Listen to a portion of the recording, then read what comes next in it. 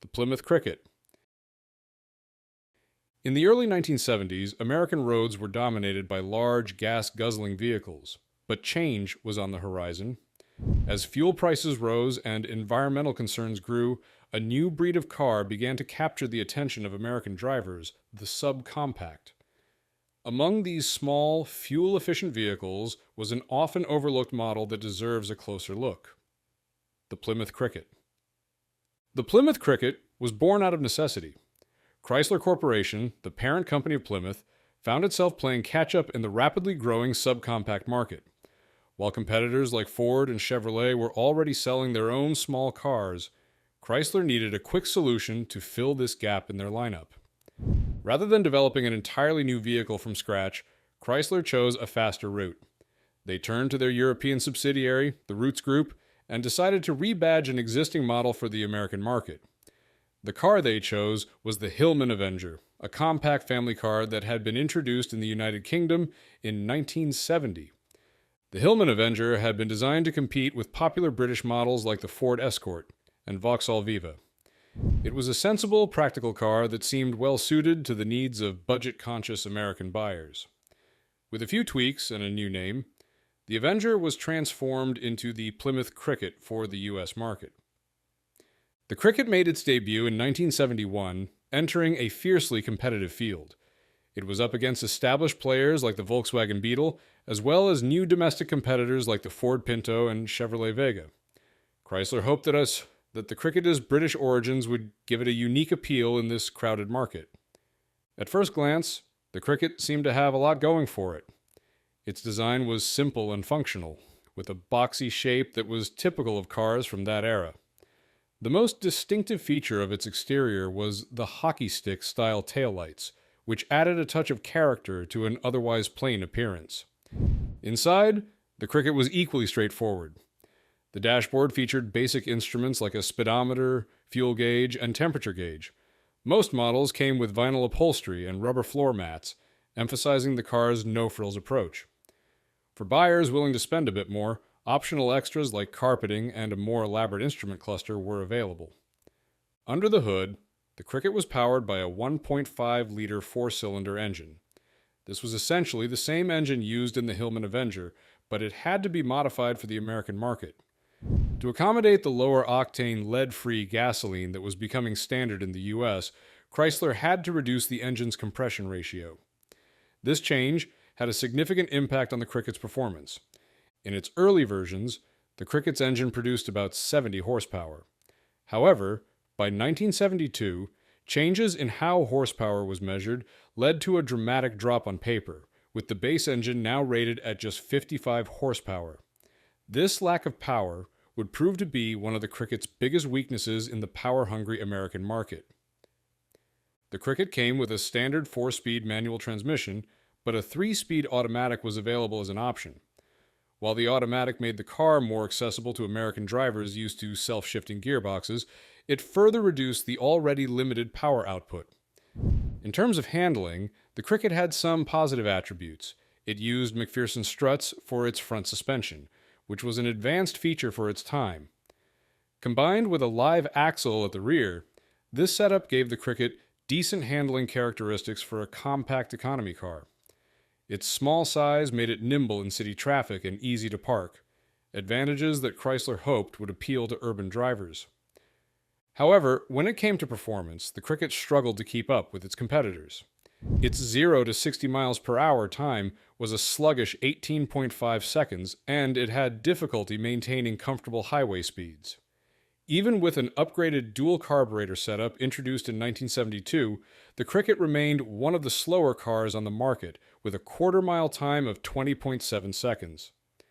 Despite these shortcomings, Chrysler had high hopes for the Cricket. They priced it competitively and marketed it as an economical alternative to other compact cars. However, the Cricket's reception in the U.S. market was lukewarm at best. One of the biggest issues plaguing the Cricket was its poor reliability. The car was assembled in a British factory with a reputation for inconsistent build quality, and this translated into a range of problems for American buyers. Owners frequently complained about electrical issues, engine stalling, and rust. Many reported that their crickets would simply stop working without warning, sometimes for days at a time. These reliability issues quickly earned the Cricket a poor reputation among American drivers.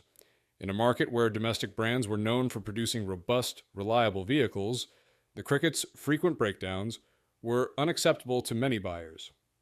The Cricket also faced stiff competition from other subcompacts. The Ford Pinto, Chevrolet Vega, and Dodge Colt were all vying for the same customers.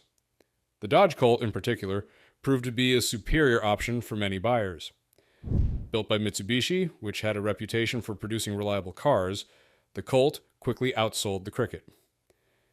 In the end, the Plymouth Cricket's time in the U.S. market was short-lived. Chrysler sold fewer than 28,000 units during its 3-year production run from 1971 to 1973. The experiment of bringing a British-designed car to the American market had failed, and Chrysler soon abandoned the Cricket. However, the story of the Cricket doesn't end there.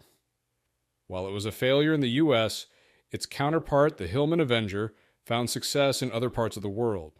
In Argentina, for example, the car was rebranded as the Dodge 1500 and later as the Volkswagen 1500. It became extremely popular in that country, where over 300,000 units were produced over nearly 2 decades. The Argentinian version of the car developed a reputation for durability and reliability that stood in stark contrast to the Cricket's image in the U.S.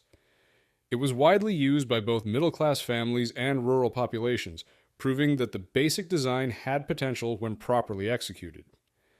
Today, the Plymouth Cricket is largely forgotten, a footnote in the history of American subcompact cars. But for those who remember it, the Cricket serves as a reminder of the challenges involved in adapting cars for different markets. It stands as a testament to the importance of understanding local preferences and maintaining quality control in the highly competitive automotive industry. The Datsun F10, a compact car that made waves in the automotive world during the mid-1970s.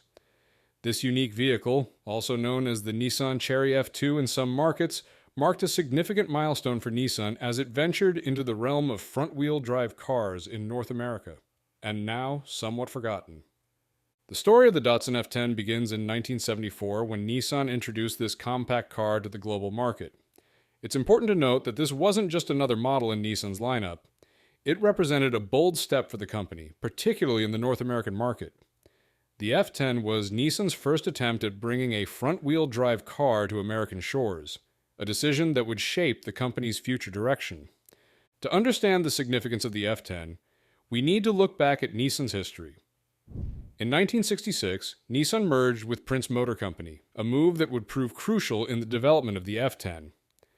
The engineers from Prince brought with them valuable experience in front-wheel drive technology, something that Nissan had yet to explore fully. Before the F10, Nissan had primarily focused on rear-wheel drive vehicles, making this new model a departure from their norm. The timing of the F10's release was no coincidence. The 1970s were marked by an oil crisis that sent shockwaves through the automotive industry. Consumers were increasingly looking for fuel-efficient vehicles, and compact cars were gaining popularity. Nissan saw an opportunity to compete in this growing market segment with the F10. One of the most intriguing aspects of the Datsun F10 was its global presence under different names. In its home country of Japan, it was known as the Nissan Cherry F2. European consumers might have recognized it as the Datsun 100A F2 or 120A F2, depending on the engine size. In the United States, it was marketed simply as the Datsun F10. The F10's design was, to put it mildly, unconventional. It featured a sloped, narrow front end that contrasted sharply with its high, somewhat bulbous rear. The large rear hatchback window, while intended to improve visibility, contributed to the car's odd proportions. Many critics and consumers found the F10's appearance unappealing, often describing it as weird or ugly. However, it's worth noting that the design wasn't purely aesthetic. It served functional purposes, particularly in terms of aerodynamics and interior space. Despite its controversial looks, the F10 offered practicality that many buyers found attractive. It was available in 3 body styles: a 2-door coupe, a 4-door sedan, and a 3-door station wagon. The compact size and light weight of just 1,664 pounds made it ideal for urban environments where maneuverability and ease of parking were prized attributes. Under the hood, the Datsun F10 featured Nissan's A-Series engines. These inline four-cylinder power plants were chosen for their reliability and ease of maintenance, factors that appealed to budget-conscious consumers. The F10 offered 3 engine options, though availability varied by market. The smallest was a 988cc A10 engine, followed by a 1.2-liter A12, and topped by a 1.4-liter A14. In the United States, only the largest 1.4-liter engine was offered, producing around 80 horsepower. Transmission options for the F10 included a standard 4-speed manual and an innovative Sportmatic semi-automatic transmission. The Sportmatic was a 2-pedal system that allowed for automatic shifting without a clutch pedal, achieved through the use of a torque converter. This option was designed to appeal to drivers who wanted the convenience of an automatic, but with more control than a traditional automatic transmission offered. Performance-wise, the Datsun F10 was built more for economy than speed. Its acceleration was modest, and highway driving could be challenging, especially when the car was fully loaded. The engine noise increased noticeably at higher RPMs, a common complaint among owners. However, what the F10 lacked in performance, it made up for in fuel economy. In an era of rising fuel prices, the F10's efficiency was a significant selling point, particularly in the United States. One of the F10's standout features was its independent suspension system on all 4 wheels. This was a notable advantage over many competitors in the compact car segment, which often used simpler rear suspension setups. The independent suspension gave the F10 better handling and ride comfort, especially on rough roads. It helped mitigate some of the challenges posed by the car's lightweight build, providing more stability during cornering and at higher speeds. The interior of the F10 was basic but functional. It featured adjustable front bucket seats that could fully recline, a feature aimed at long-distance travelers who might need to rest during their journey. The dashboard was simple and straightforward, with easy-to-read gauges and basic controls. While luxury options like power windows or air conditioning were absent, the F10 did include amenities like an AM/FM radio and a heater, which were considered adequate for a budget-friendly car of its time. The reception of the Datsun F10 varied significantly across different markets. In North America, where it was introduced in 1976, the F10 struggled to gain widespread popularity. Its unconventional styling and modest performance made it a hard sell in a market that still favored larger, more powerful vehicles. However, the F10 found more success in Europe, particularly in the United Kingdom, where smaller, fuel-efficient cars were in higher demand. It helped establish Nissan, known as Datsun in export markets, as a competitive player in the European small car market. In New Zealand, the F10 had a unique position. It was assembled from complete knockdown CKD kits, making it one of the most affordable cars available at the time. The New Zealand model was notable for using the smallest 1.0-liter A10 engine, making it one of the smallest engine cars assembled in the country.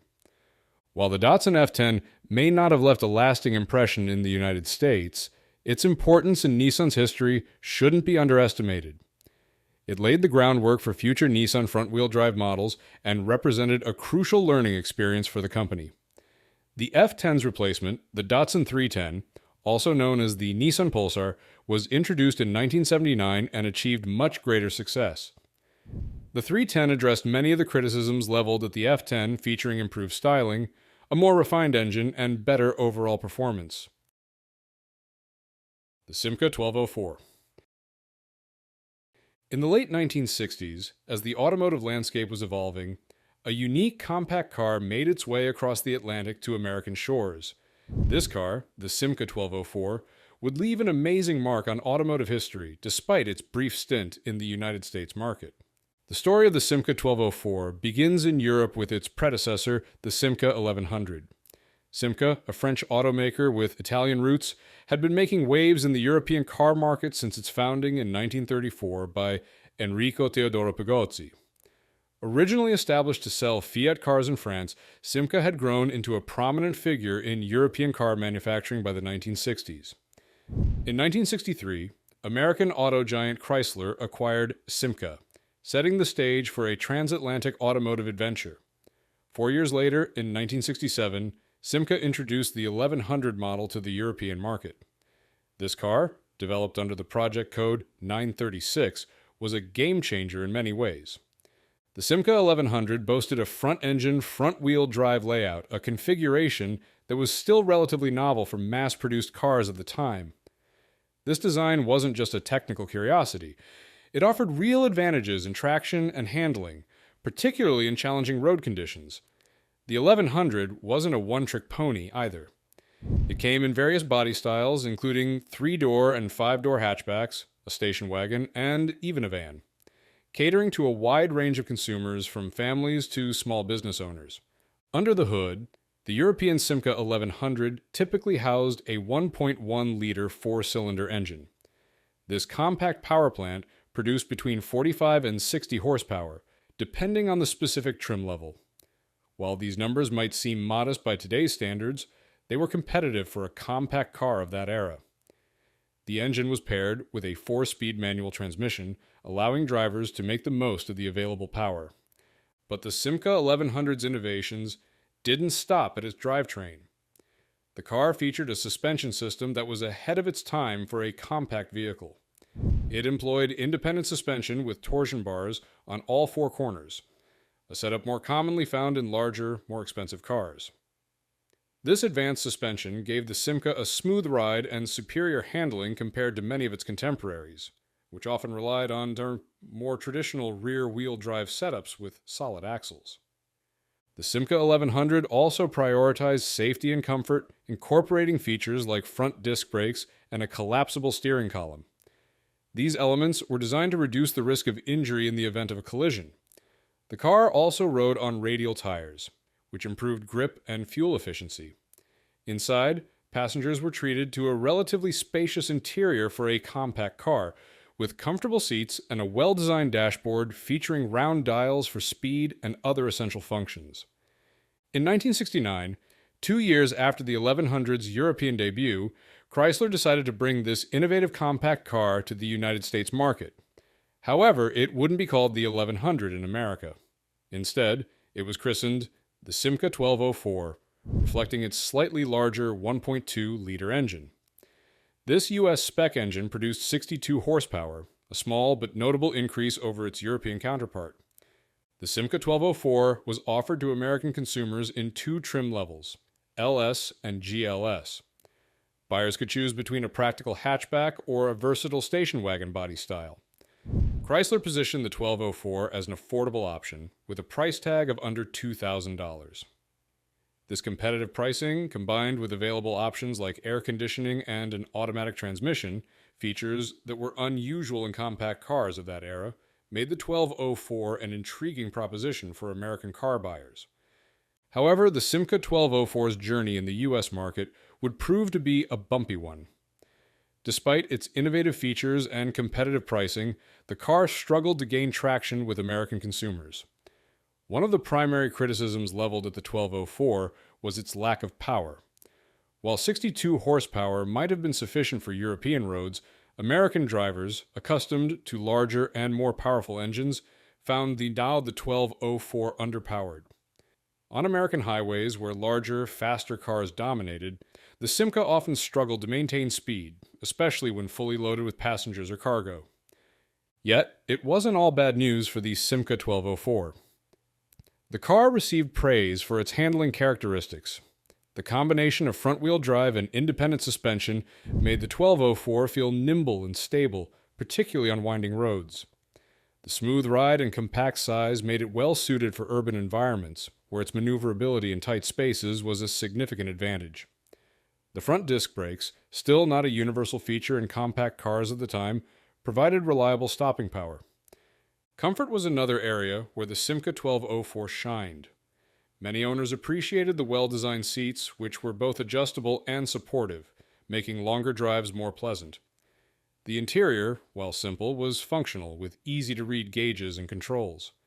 The practicality of the hatchback version was particularly noteworthy, with rear seats that could be folded down to create additional cargo space. Despite these positive attributes, the Simca 1204's time in the US market was short-lived. By 1972, just 3 years after its introduction, Chrysler decided to pull the plug on the model. The car's poor sales and growing reputation for reliability issues were the primary factors behind this decision. The reliability problems that plagued the Simca 1204 were numerous and significant. Many owners reported issues with the car's electrical system, including a particularly troublesome problem where the rear brakes would freeze in cold weather. Other electrical gremlins included malfunctioning lights and a problematic starter solenoid that often failed, forcing some owners to resort to parking on hills to roll start their cars. Transmission problems were another major issue for the Simca 1204. The bearings in the transmission were prone to premature wear, leading to costly repairs. It wasn't uncommon for owners to replace the transmission bearings multiple times, with some reporting recurrences of the problem after as little as 10,000 miles. The universal joints, or U-joints, were another weak point. These crucial components, which connect the drive shaft to the transmission, were inadequately protected from dirt and moisture. As a result, the bearings in the U-joints would quickly rust and wear out, necessitating frequent replacements. Rust was yet another nemesis of the Simca 1204. In areas with harsh winters, the car's body would often begin to rust after only a few years. The undercarriage and wheel arches were particularly susceptible to corrosion. Some owners reported their cars were nearly rusted out by the time they reached 45,000 miles, a relatively low mileage for a car to succumb to such extensive rust. These reliability issues, combined with the car's lackluster performance on American highways, made it difficult for the Simca 1204 to compete in the US market. As Japanese automakers like Toyota and Datsun began to gain a foothold in America. With their reliable and fuel-efficient compact cars, the Simca 1204's shortcomings became increasingly apparent. Interestingly, while the Simca 1204 struggled in America, its European counterpart, the Simca 1100, continued to thrive.